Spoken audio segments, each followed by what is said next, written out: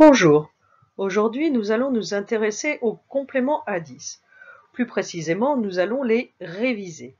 Pour cela, j'ai invité Pigby, un petit personnage qui adore ranger par 10. Tu le découvriras l'année prochaine en CE1. Il adore ranger, comme tous les mathématiciens, et voici son outil favori, une boîte à dizaines, que l'on peut représenter par une bande de papier sur laquelle nous aurons 5 cases dans la première partie et 5 cases dans la seconde partie. 5 plus 5 égale 10.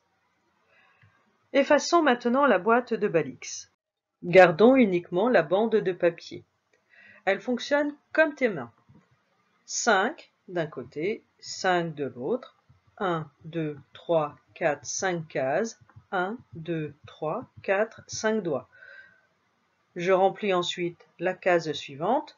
Nous en étions à 5, on reprend donc à 6, 7, 8, 9, 10. 6, 7, 8, 9, 10. Tu remarques qu'il y a une croix au-dessus du 3 et du 8.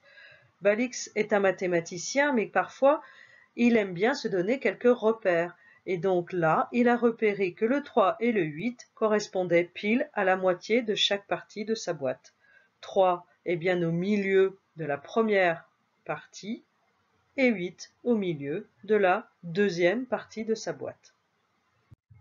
Effaçons les mains, déplaçons la bande et jouons. Voici 10 jetons que Balix a rangés. J'en retire un. Combien de jetons reste-t-il dans ma boîte? Oui, il y en a un de sorti et il m'en reste 9. Plusieurs façons de le calculer rapidement sans pour autant compter de 1 en 1. Nous sommes maintenant des grands, on peut compter plus vite. Je peux me rendre compte que le dernier jeton est en dessous du 9 qui se trouve dans ma bande du haut. Je peux aussi dire que il y a 5 jetons dans la première partie et j'ajoute les 4 de la deuxième, ce qui me fait 5, 6, 7, 8, 9. Je peux donc dire que 9 et 1, ensemble, font 10. 9 plus 1 égale 10. Je pourrais aussi dire que 1 et 9 font 10. 1 plus 9 égale 10. 9 et 1 sont donc ce que l'on appelle des complémentaires. Nouveau jeu. Toujours 10 jetons. Oui, du premier coup d'œil, tu as remarqué qu'il y avait 4 jetons qui s'étaient déplacés. Combien me reste-t-il de jetons dans la boîte? Sans les compter un par un, on doit savoir du premier coup d'œil combien il en reste. Deux solutions. 5 dans la boîte complète plus 1, ça fait 6. Ou alors ma bande numérique qui se trouve là-haut et qui m'indique que le dernier jeton est en dessous du 6. Je peux dire que 6 et 4 sont des complémentaires. Ensemble, ils font 10. 6 plus 4 égale 10 ou encore 4 plus 6 égale 10.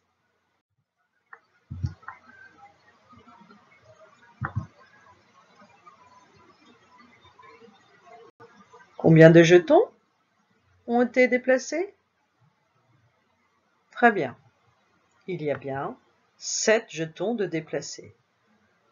Pour m'en rendre compte, il suffit de voir que j'ai retiré 5 jetons entiers de la boîte du côté droit, il y en a bien 5, plus 2, 5, 6, 7, et qu'il m'en reste 3 dans la boîte. Je peux donc dire que 3 et 7 sont des complémentaires, qu'ensemble, ils font 10. 3 plus 7, ça fait 10. Ou 7 plus 3, ça fait 10. Celui-ci est facile. 5 jetons se sont déplacés. C'est une partie entière de la boîte. Il me reste donc 5 jetons dans la boîte. 5 et 5 sont complémentaires. Ils font 10. Dernier. Facile. 2 jetons ont été sortis de la boîte. Il m'en reste 8. Je le sais parce que j'ai 5 jetons dans la partie gauche de la boîte, plus 3 jetons, 5, 6, 7, 8, ou encore, j'observe la bande numérique qui se trouve en haut et je vois que le dernier jeton est en dessous du 8. Je peux donc dire que 8 plus 2 font 10, ou 2 plus 8 font 10. 8 et 2 sont des complémentaires. Bien, nous en avons terminé.